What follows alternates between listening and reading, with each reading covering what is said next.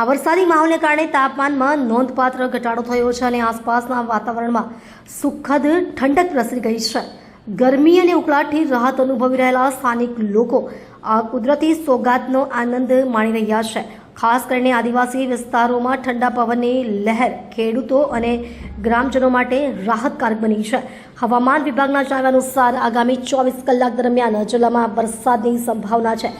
નીચાણવાળા વિસ્તારોમાં પાણી ભરાવાની શક્યતાને ધ્યાનમાં રાખીને વહીવટી તંત્ર દ્વારા સતત નજર રાખવામાં આવી રહી છે. નાગરિકોને અનાવશ્યક મુસાફરી ટાળવા અને સાવચેતી રાખવા અપીલ કરવામાં આવી છે. વરસાદે ડાંગની પહાડી લીલાછમ ખીણોને વધુ નીતરતી બનાવી દીધી છે, જ્યારે સ્થાનિક નદી નાળાઓમાં પાણીનું સ્તર પણ સહેજ વધ્યું છે. હાલ કોઈ મોટા નુકસાનના સમાચાર નથી, પરંતુ હવામાનની પ્રતિકૂળતાને પગલે એલર્ટ જાહેર કરવામાં આવ્યું છે.